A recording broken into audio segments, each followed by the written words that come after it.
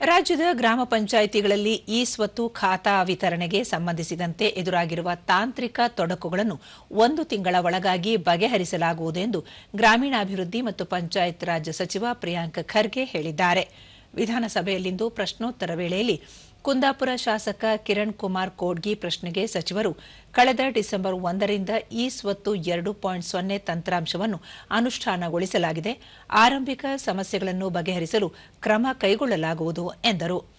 E ಸ್ವತ್ತು ಈ ತಂತ್ರಾಂಶ 1 ಮತ್ತು 2ರ ಹಂತದಲ್ಲಿ ಒಟ್ಟು 44,508 ಅರ್ಜಿಗಳು ಸ್ವೀಕಾರಗೊಂಡಿವೆ. 5,978 ಅರ್ಜಿಗಳನ್ನು ಅನುಮೋದಿಸಲಾಗಿದೆ ಎಂದು ವಿವರಿಸಿದರು. ಸಿಟಿಜನ್ ಇಂಟರ್ಫೆರೆನ್ಸ್ ಮೂಲಕ ಅರ್ಜಿಗಳನ್ನು ಸಲ್ಲಿಸುವ ಬಗ್ಗೆ ಇರಬಹುದು. ಇವೆಲ್ಲನೂ ಕೂಡ ಸ್ವಲ್ಪ ಟೆಕ್ನಿಕಲ್ ಎರರ್ಸ್ ಇತ್ತು. ಜನವರಿ 14/1/2026ರಲ್ಲಿ ನಮಗೆ ಏನಾಗಿದೆ ಅಧ್ಯಕ್ಷರೇ, ನಮ್ಮಲ್ಲಿ ವರ್ಕ್ ಫ್ಲೋ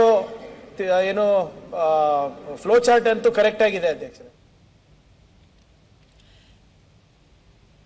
ತುಳು ಭಾಷೆಗೆ ರಾಜ್ಯದ 2ನೇ ಅಧಿಕೃತ ಭಾಷೆಯ ಸ್ಥಾನಮಾನ ನೀಡುವ ಸಂಬಂಧ ಮುಖ್ಯಮಂತ್ರಿ ಸಿದ್ದರಾಮಯ್ಯನವರ ಅಧ್ಯಕ್ಷತೆಯಲ್ಲಿ ಶೀಘ್ರವೇ ಸಭೆ ನಡೆಸುವುದಾಗಿ ಕನ್ನಡ ಮತ್ತು ಸಂಸ್ಕೃತಿ ಸಚಿವ ಶಿವರಾಜ ತಂಗಡಗಿ ಭರವಸೆ ನೀಡಿದರು.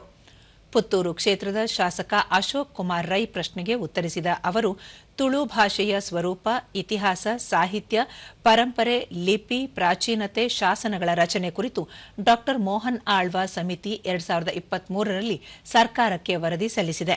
ಇದಲ್ಲದೆ ಭಾಷಾ ವಿಚಾರ ಕುರಿತು ಆಂಧ್ರಪ್ರದೇಶದಲ್ಲಿನ ಕ್ರಮಗಳ ಕುರಿತು ಅಧ್ಯಯನ ನಡೆಸಲು ಕನ್ನಡ ಮತ್ತು ಸಂಸ್ಕೃತಿ ಇಲಾಖೆಯ ನಿರ್ದೇಶಕರ ನೇತೃತ್ವದಲ್ಲಿ ನಿಯೋಗ ಕಳುಹಿಸಲಾಗಿದೆ. ಈ ನಿಯೋಗದ ವರದಿ ಆಧಾರದ ಮೇಲೆ ಮುಖ್ಯಮಂತ್ರಿ ಸಿದ್ದರಾಮಯ್ಯನವರ ಅಧ್ಯಕ್ಷತೆಯಲ್ಲಿ ಕರಾವಳಿ ಭಾಗದ ಶಾಸಕರ ಜೊತೆ ಸಭೆ ನಡೆಸಲಾಗುವುದು ಎಂದು ಭರವಸೆ ನೀಡಿದರು.